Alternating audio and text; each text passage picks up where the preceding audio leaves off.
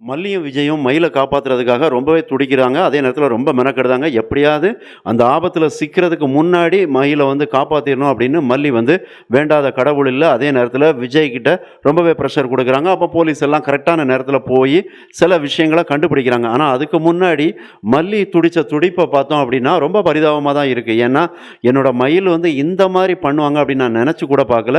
அதுவும் என் தங்கச்ச நான் என்னோட பொண்ணு மாரி தான் நான் பார்த்துட்டு இருந்தேன். அந்த பொண்ணு இன்னைக்கு எனக்கு துரோகம் பண்ற மாரி பண்ணிட்டாங்களே! ஏங்க எங்க போயி என்ன பாடு எந்த மாரியான அவதிப்படுவா நெனச்சாலே பதறுது.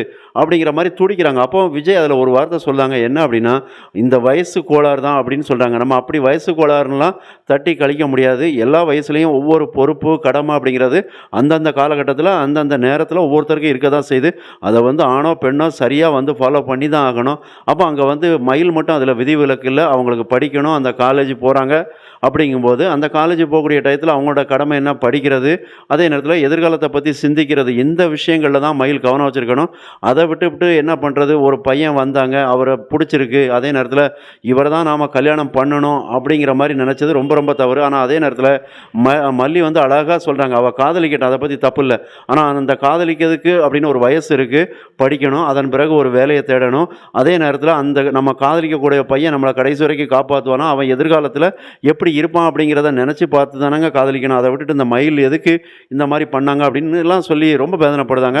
இப்ப என்ன நடக்குது அப்படின்னு பார்த்தோம். அடுத்து என்ன நடக்க போகுது அப்படின்னு பார்த்தோம் அப்படின்னா, அதாவது இப்போதைக்கு தினேஷ பிடிச்சுட்டாங்க. தினேஷ் வந்து என்ன சொல்ல போறாங்க, எங்ககிட்ட இருந்து மயில் வந்து தப்பிச்சுட்டாங்க அப்படிம்பாங்க. அப்ப எங்க இருக்காங்க மயில் அப்படிங்கிற ஒரு கேள்வி, பதபதைப்பு எல்லாமே மல்லிகிட்டயும் இருக்கும். அதே நேரத்தில விஜய்கிட்டயும் இருக்கும். போலீஸ்கிட்டயும் இருக்கும். அதே நேரத்தில இப்போ மயில் அங்க சிக்கிக்கிட்டு தவிக்கிறாங்க. யார்கிட்ட? அந்த ஹோட்டல் ரூம்ல ஒருத்தர் ஹெல்ப் பண்றேன்னார்ல, அவங்கட்ட சிக்கி தவிச்சுக்கிட்டு இருக்காங்க. அவங்கட்ட இருந்து எப்படி தப்பிக்கிறதுன்னு நெனைக்கிறாங்க. இப்ப அவங்கள எப்படி கண்டுபிடிக்கிறது? எத வச்சு கண்டுபிடிப்பாங்கன்னா, ஒரு ஃபோன் க்ளூ தான் அவங்களுக்கு கிடைக்கும். விஜய், மல்லிக்கு. அத வச்சு தான் ட்ரேஸ் அவுட் பண்ணுவாங்க அப்படிங்கிற மாரி தெரியுது. இல்ல அப்படின்னா, மயிலு அவங்க 2 பேரையும் அடிச்சு போட்டுட்டு வெளிய தப்பிக்கணும். அதன் பிறகு தான் மல்லி கையில சிக்குவாங்களோ அப்படிங்கிற மாரிலாம் எண்ண தோணுது. எப்படியா இருந்தாலும் மயிலுக்கான ஆபத்து அப்படிங்கிறது நெருங்கிக்கிட்டு தான் இருக்கு. ஏன்னா, இப்ப அந்த வீட்ல வந்து மயில் மட்டும் தான் தனியா மயக்க நிலைமையில இருக்கிறாங்க. அந்த ரூம் பாய் ரொம்ப மோசமானவரா இருக்கிறாரு. அவங்க மல்லிய என்ன வேணாலும் பண்ணலாம் அப்படிங்கிற ஒரு மனநிலையில இருக்காங்க. ஆனா, அவர் மட்டும் விஜய் கையில கிடைச்சா, சிக்கி பொளந்து அவர வந்து உண்டு இல்லன்னு பண்ணிருவாரு அப்படிங்கிற மாரி தான் தெரியுது.